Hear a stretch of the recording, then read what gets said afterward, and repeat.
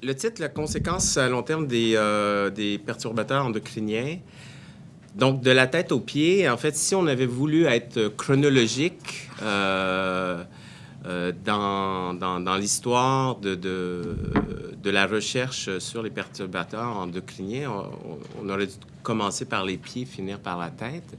Mais d'habitude, on dit de la tête aux pieds, non pas des pieds à la tête. Donc, on va commencer par la santé du cerveau, puis ensuite, Géraldine va nous entretenir davantage sur les fonctions reproductrices, etc., qui sont, en fait, c'est de par les études sur les fonctions, je ne veux pas empiéter sur ton talk, mais c'est de par un signal d'alarme sur les fonctions reproductrices que les perturbateurs endocriniens sont venus sur la scène médiatique et scientifique. Donc, il ne faut pas oublier ça. La partie la plus importante, c'est la seconde, mais je commence avec la première. Donc, les contaminants environnementaux, je vais parler d'une façon plus générale, pas seulement des perturbateurs endocriniens. Les perturbateurs endocriniens, je vais y revenir, c'est certains contaminants environnementaux, mais vous le savez, ils sont omniprésents. Il y en a plusieurs centaines, plusieurs milliers de substances chimiques créées par l'industrie ou présents naturellement dans l'environnement.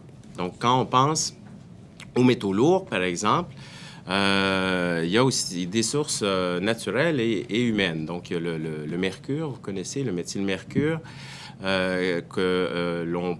l'activité humaine peut favoriser, en fait, sa présence dans l'environnement. Le plomb dans la peinture, qui est plus utilisée maintenant, mais qui persiste dans certains milieux, surtout des milieux défavorisés. On retrouve de la peinture avec du plomb qui peut être absorbé surtout par les jeunes enfants. La canalisation de plomb, ça a été dans l'actualité dans les médias il y a quelques années à Montréal. C'est revenu avec l'incident ou presque la catastrophe à Flint aux États-Unis. Il y a beaucoup de canalisations ici à Montréal qui sont encore en plomb, qui sont potentiellement une source d'exposition au plomb. Est-ce que c'est neurotoxique ou pas? On ne le sait pas, mais ça, je vais revenir tout à l'heure. Il y a les bons vieux BPC qui ne sont plus synthétisés, mais qui persistent aussi encore dans l'environnement pendant plusieurs décennies. La demi-vie de plusieurs des congénères des BBC sont 10, 20, 30 ans, 40 ans.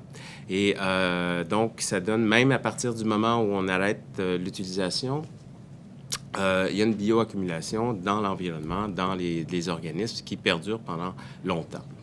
Il y a des substances chimiques plus... quand je fais ça, est-ce que vous voyez ma souris? Oui. Plus modernes, si je peux dire, qu'on appelait il y a quelques années des contaminants émergents. Mais là, ils sont plus émergents. Là, ils sont là depuis longtemps. Vous en avez dans votre jouet favori quotidien, que j'ai mis les deux pour ne pas recevoir des tomates, donc PC et Mac. Il y a paquet de métaux lourds, paquet de substances, des retardateurs de flamme. Ça aussi, ça fait l'actualité dans les médias, les PBDE, dans les divans, etc. Les pesticides, ça aussi, on en entend beaucoup parler, en fait, avec l'Institut.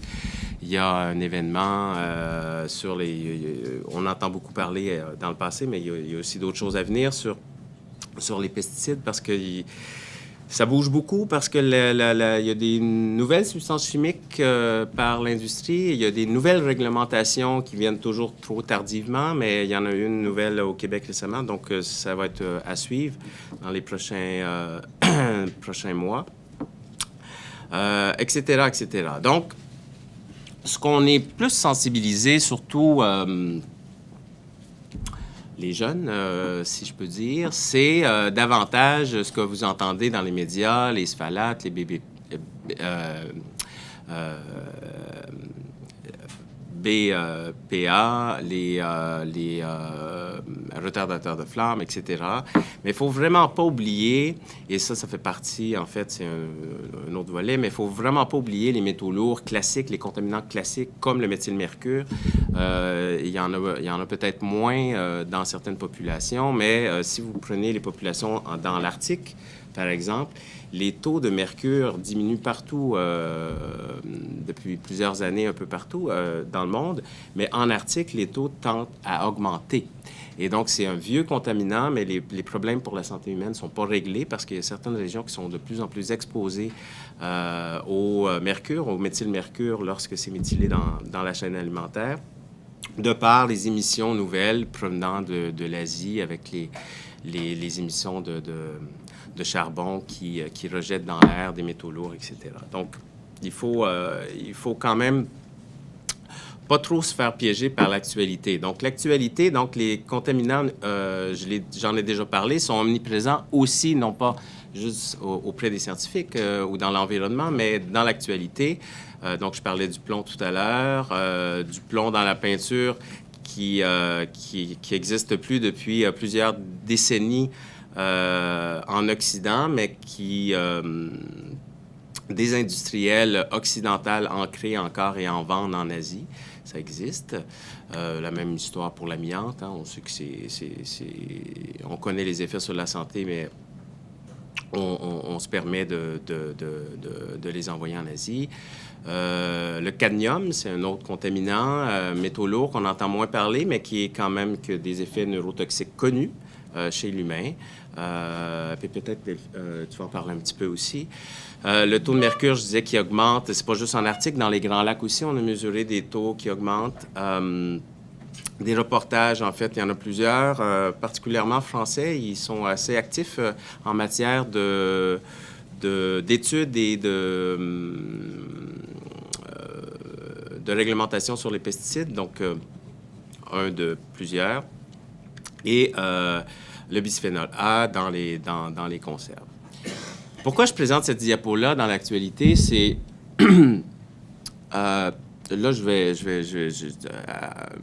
des fois, j'en fais un plaidoyer qui dure longtemps, mais je veux juste rassurer les gens. C'est pas parce qu'on entend parler beaucoup que c'est nécessairement une catastrophe pour l'humanité, là.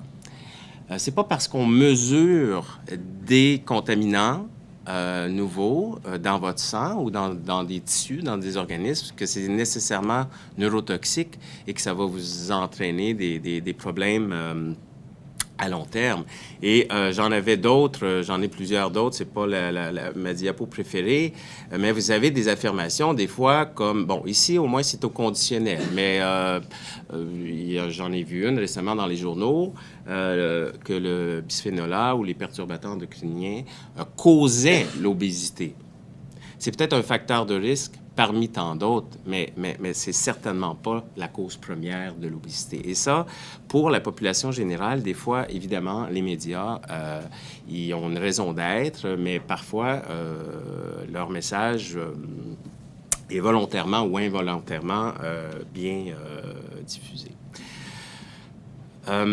Donc, les perturbateurs endocriniens, parce que je ne travaille pas spécifiquement sur les perturbateurs endocriniens, quelques-uns, mais davantage avec les métaux lourds. Mais les perturbateurs endocriniens classiques, en fait, le terme est devenu, en fait, est arrivé dans la communauté scientifique dans les années 90. On s'est aperçu que certains contaminants environnementaux pouvaient perturber, en fait, le métabolisme ou le fonctionnement normal des hormones. Et on leur a donné le qualificatif de perturbateurs endocriniens. Et les principaux sont les sphalates, les pesticides, certains pesticides. Ça aussi, ça circule même dans la communauté scientifique que tous les pesticides sont des perturbateurs endocriniens. C'est faux. C'est pas tous les pesticides. Et donc, il y a peut-être certains pesticides qu'il faut privilégier qui ont pas d'effet perturbateur endocrinien plutôt que d'autres. Et ça fait partie, évidemment, de la recherche et de l'intérêt de réglementer ou d'interdire certains pesticides. Retardateurs de flamme, les PBDE.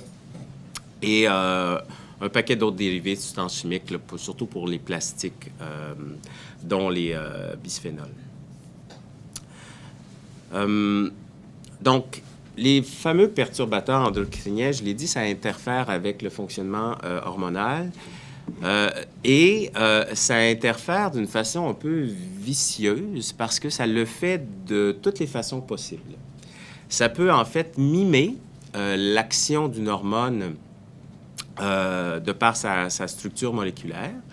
Et c'est notamment, et donc, de faire accroire à votre organisme que vous avez, par exemple, des taux d'estrogène plus élevés, et les PPDA c'est le principal mode d'action des PPDA.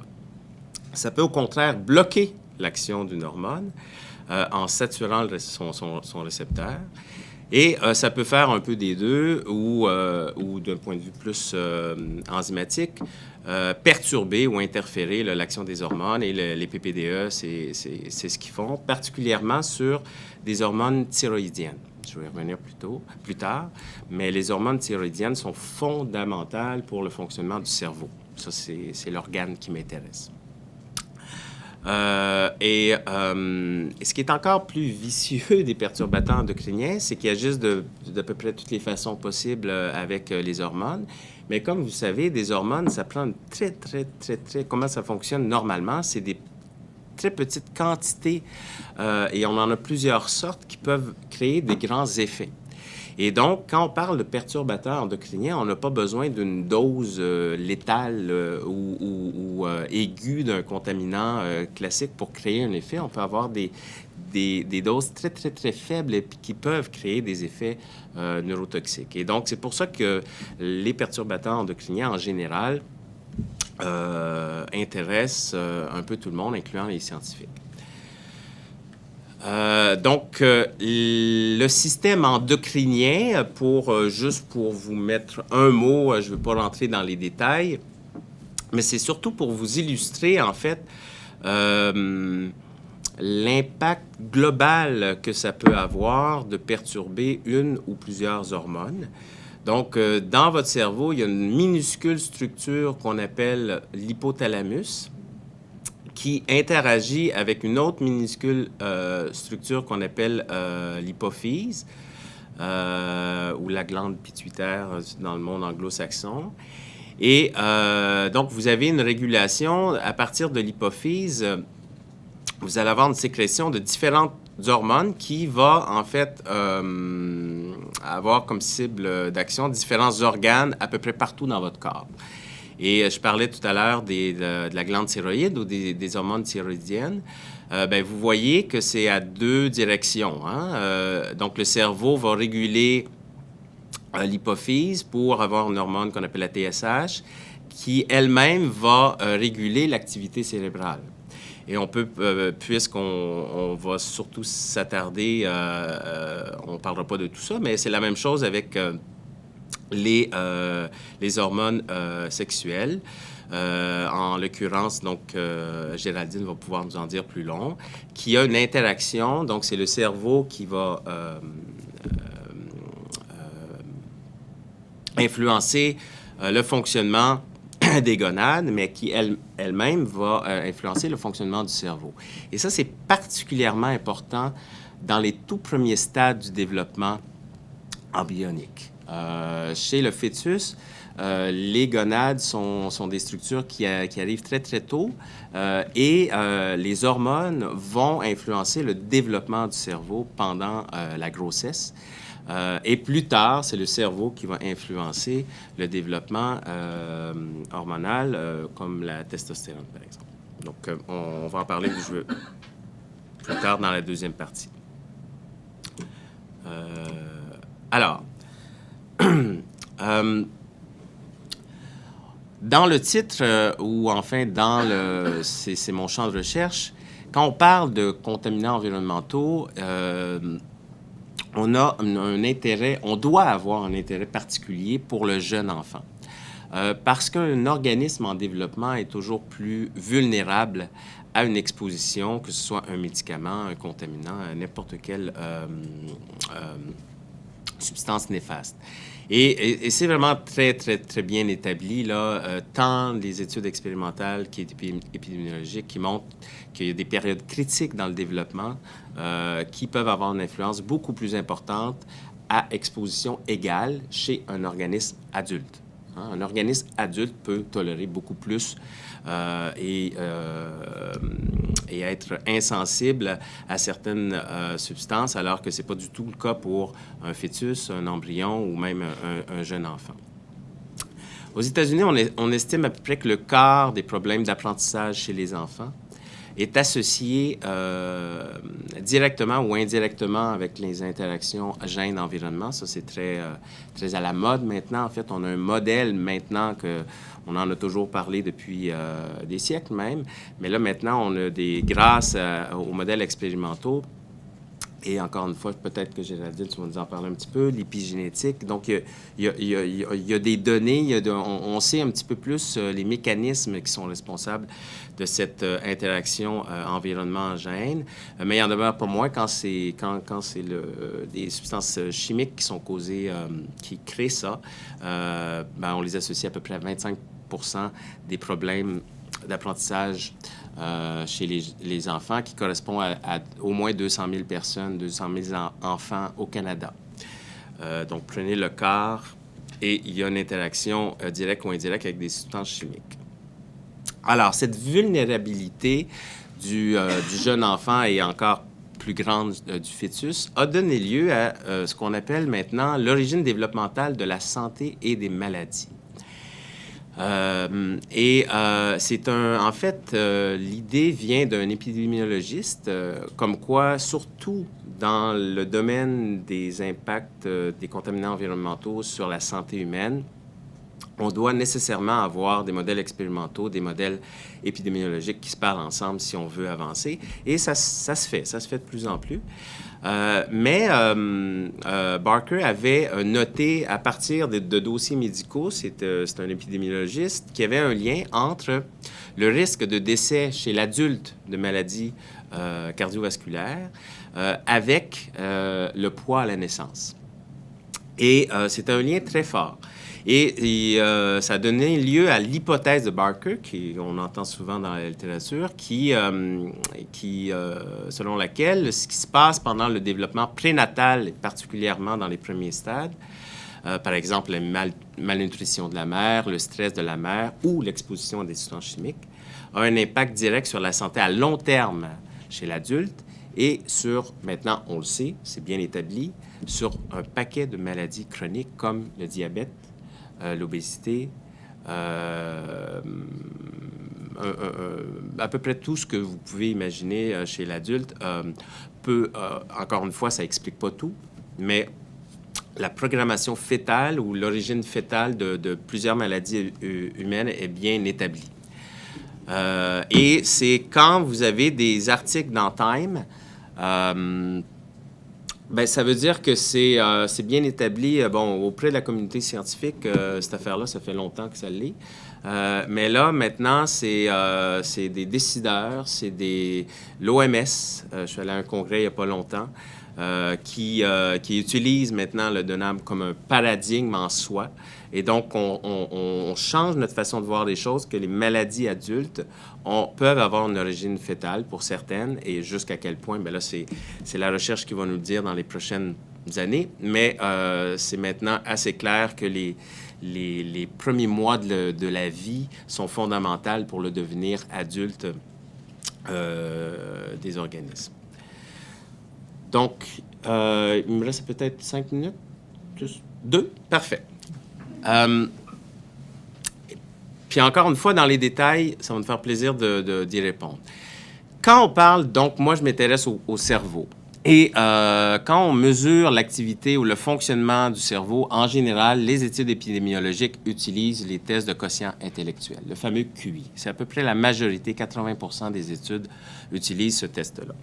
Donc, depuis, je dirais, 20, 30 ans, il y a un paquet d'études, je vous montre quelques exemples, qui montrent des associations, chez l'enfant surtout, d'un déficit de quotient intellectuel qui va de 5 à 10 points Je sais que vous n'êtes pas tous des psychologues, mais quand on est autour de 10 points, c'est un écart type, ça commence à être significatif dans le fonctionnement quotidien d'un enfant. Ça peut être significatif dans le quotidien d'un enfant. Donc, pour les BPC, pour le plomb, pour les pesticides, pour le manganèse, c'est un autre métal, je ne vais pas en parler, mais je pourrais. Le BPDE, bisphénol A aussi. Est-ce qu'elle est là? Non, je ne l'ai pas mis.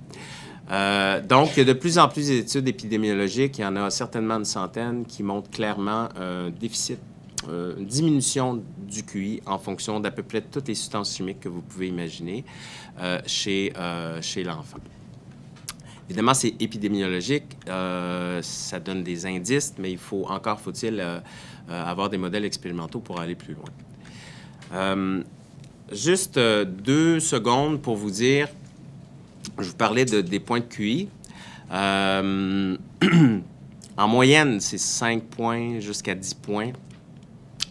Mais si ici, là, dans la salle, on est des universitaires, on a peut-être 115, 120, 130 de QI, bien, si vous en perdez 5, 130, 125, ça ne va pas faire un impact significatif dans votre vie. Hein? Vous allez être intelligent quand même, puis ça ne va rien changer. D'un point de vue populationnel, par contre, si vous diminuez de 5 points sur une population entière, bien, on a le critère de 70, le QI. À partir de ça, c'est une déficience intellectuelle ou le retard mental, c'est une vieille diapo qu'on utilisait avant. Si vous shiftez la courbe vers la gauche de 5 points, bien, vous augmentez de plusieurs millions le nombre de personnes avec une déficience intellectuelle, c'est-à-dire qui sont non fonctionnelles dans la société. Ils ont besoin d'un support, d'une assistance fréquente, de ressources, etc. Donc, d'un point de vue populationnel, ça peut avoir des conséquences très lourdes. Ça, je vais passer ça. C'est des études qui montrent encore des déficits de QI avec des pesticides aux États-Unis. Je suis impliqué dans une étude en France. On n'a pas trouvé de déficit. C'est juste, encore une fois, et ça je m'en fais une mission. C'est pas parce qu'on est exposé à des contaminants on a nécessairement des déficits. Il y a plusieurs facteurs qui interagissent ensemble et on peut avoir des facteurs de risque pour des maladies, mais on a aussi beaucoup de facteurs de protection. L'éducation, bien manger, etc., qui peuvent contrebalancer certains effets neurotoxiques des contaminants environnementaux. Ça, il ne faut pas perdre ça de vue.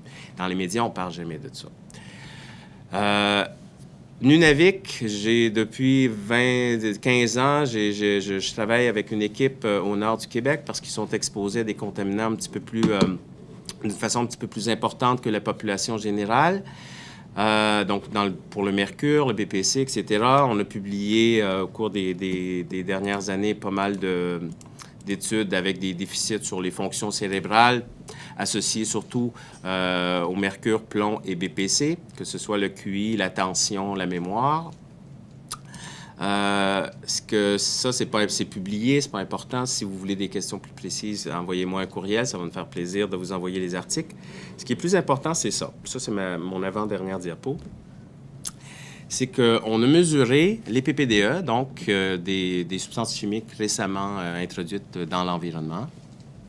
Bien, on est en Arctique, au Nunavik. C'est normal qu'il y ait plus de méthylmercure. Ils mangent plein de poissons, la pollution va vers le nord, ça devient méthylé plus facilement, etc. Il y a 15 ans à peu près, les taux de PPDE étaient négligeables. Ça fait 4 ans qu'on a fait ça, mais j'ai fait l'analyse il n'y a pas longtemps. Je me suis amusé à comparer les concentrations dans le sang d'enfants début de l'adolescence. Donc, au Nunavik, ça, c'est une étude pan-canadienne, nationale au Canada, nationale aux États-Unis. Et on a à peu près, il y a différents congénères de PPDE. Et maintenant, on retrouve, et nous, on est les champions au monde en Amérique du Nord pour avoir le plus haut taux de PPDE dans l'environnement. Et on retrouve maintenant les mêmes concentrations au Nunavik.